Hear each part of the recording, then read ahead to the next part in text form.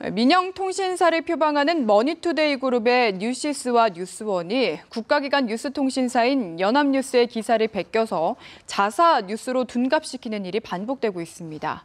비단 뉴시스나 뉴스원뿐만 아니라 인터넷 매체들의 일상화된 기사 무단 도용 행위가 사이비 언론 확산을 부추기고 있다는 지적입니다. 보도에 배삼진 기자입니다. 지난 6월 23일 연합뉴스가 송고한 기사입니다. 유병헌 전 세모그룹 회장의 장녀 섬나 씨의 재판을 프랑스 파리 현장에서 특파원이 직접 취재한 내용인데 6시간 만에 뉴스원에서 비슷한 기사가 올라왔습니다. 프랑스의 뉴스 통신사인 AFP 기사를 인용한 것처럼 돼 있지만 프랑스 출국 금지나 경찰서 출석 요구 등 AFP 기사에서는 찾아볼 수 없는 내용이 포함되어 있습니다. 연합뉴스 특파원이 파리 현지에서 발품을 팔아 취재에 송고한 기사를 보고 짜깁기 한 뒤 자사 기자의 이름만 붙여 내보낸 겁니다. 지난해 10월 26일 연합뉴스가 단독 보도한 수원 노숙소녀 살해 누명 국가가 배상해야 할 기사도 마찬가지. 머니투데이는 세 문장을 제외하고 제목과 문장 배열, 내용, 표현까지 버젓이 판나기로 옮겨놨습니다. 저작권 구분이 명확한 사진도 예외가 아닙니다.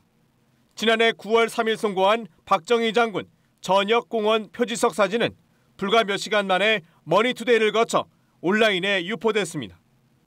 머니투데이와 뉴시스, 뉴스원 등 머니투데이 그룹에서 연합뉴스를 베끼기 한 기사는 지난해 1월부터 올해 5월까지 2,500건이 넘는 것으로 조사됐습니다. 앞서 뉴스원은 2013년 4월과 지난해 4월 연합뉴스의 기사 도용 중단 요구에 유감 표명과 함께 재발 방지를 약속했고 뉴시스도 2014년 4월 일부 착오를 시인했습니다. 법정에서는 억대 배상 판결도 받은 바 있습니다. 하지만 여전히 베끼기 형태는 반복되고 있는 상황. 기사 무단 도용은 비단 뉴시스와 뉴스원만의 문제는 아닙니다.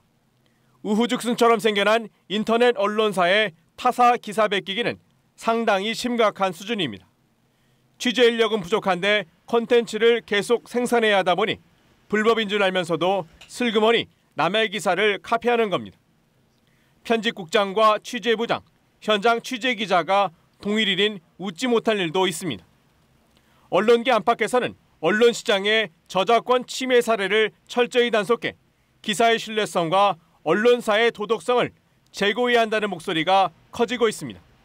연합뉴스TV 배삼진입니다.